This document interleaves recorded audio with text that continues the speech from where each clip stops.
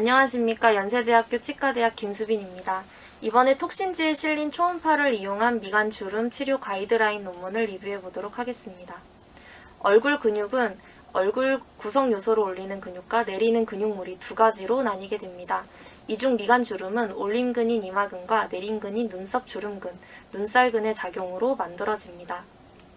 눈썹 주름근은 위 가쪽 방향으로 주행하여 눈썹 위쪽 이마근과 진피에 부착하고 눈살근은 이마근과 깍지 끼듯 맞물려 있습니다. 이렇듯 얼굴 근육은 근막에 의해 분리되어 있는 게 아니라 각 섬유가 복잡하게 연결되어 있어 여러 근육을 움직여 하나의 표정을 만들어냅니다. 하지만 같은 표정을 짓더라도 개인마다 사용하는 얼굴 근육의 수축 정도와 변화에 따라 개인차가 있을 수 있으며 미간 주름을 찌푸릴 때 각기 다른 표정을 만들어낼 수 있습니다. 특히나 미간 주름을 만들어낼 때 종종 눈썹이 위로 올라가면서 가로주름이 함께 만들어지는 주름을 보신 적이 있을 것입니다. 이러한 경우는 자칫 미간 주름으로 인해 부정적인 표정뿐만 아니라 억울한 인상을 심어줄 수도 있습니다. 미간의 주름을 만드는 데 가장 중요한 역할을 하는 눈썹 주름근은 눈썹을 밑으로 내리고 안으로 모아주는 역할을 하므로 찡그렸을 때 미간 부위에 주름을 만듭니다. 일반적으로 미간 주름 치료를 위해 보툴리늄 톡신을 눈썹 주름근에 주사를 하며 콧부리에 가로주름이 생긴 경우 눈살근에도 함께 주사하여 미간 주름을 치료해 왔습니다. 하지만 개인차를 고려하지 않은 채 일률적인 주사 방법으로 시술하면 시술 후에도 여전히 주름이 남아있어 환자들에게 불만족을 안겨줄 수 있습니다. 따라서 안면 근육의 동적 해부학 변화를 평가하는 것은 매우 중요하며 이는 환자의 요구를 충족시키는 데 필수적입니다. 초음파를 사용한 진단은 실시간으로 근육의 변화를 확인할 수 있으며 최소 침습 시술 시 안정성과 신뢰성을 제공하는 진단 도구로 사용됩니다.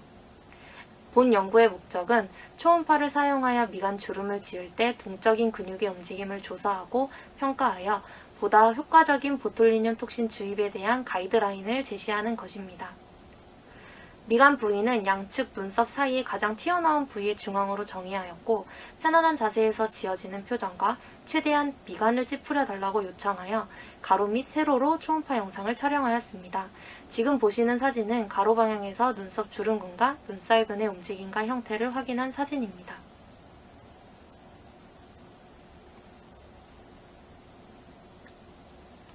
세로 방향의 초음파 영상에서 눈살근과 이마근의 움직임과 위치를 확인하였습니다.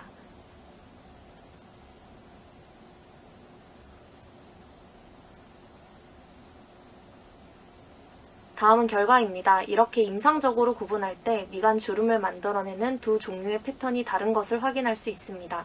타입 A의 경우 눈살 근육의 강한 수축으로 일반적인 세로주름이 만들어지는 반면 타입 B는 이마근의 과도한 수축으로 인해 이마에 가로주름이 만들어지거나 안쪽 눈썹이 위로 올라가는 패턴을 보였습니다.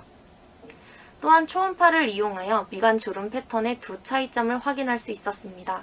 타입 A의 경우 초음파상에서 양측 눈썹 주름근이 수축됨과 동시에 눈살근이 두꺼워지면서 어둡게 보이는 저해코로 나타나는 것을 확인할 수 있었습니다.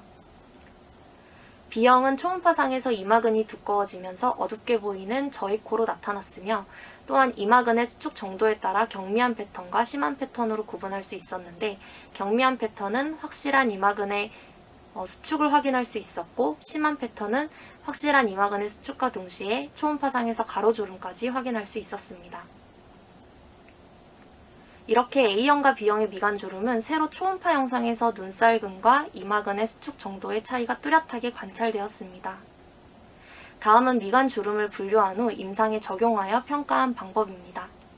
초음파를 촬영한 후 미간 주름을 분류하여 3명의 지원자에게 미간 주름을 개선하기 위해 보툴리늄 톡신을 주사하였습니다.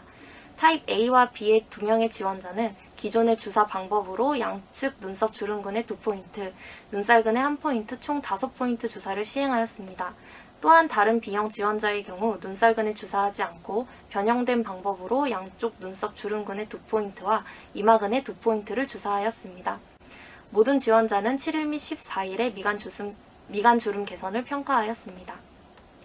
기존 주석 방법으로 주사한 타입 A, B의 지원자는 7일 후 세로주름이 개선되는 것을 확인할 수 있었고 A형의 경우 2주 뒤에 잘 유지되는 것을 확인할 수 있었습니다.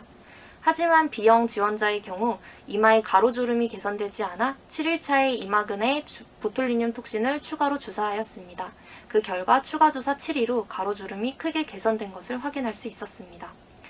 B형 미간 주름의 다른 지원자는 눈살근을 제외하고 눈썹 주름근과 이마근에 주사를 하여 개선된 주사 방법으로 주사하였습니다.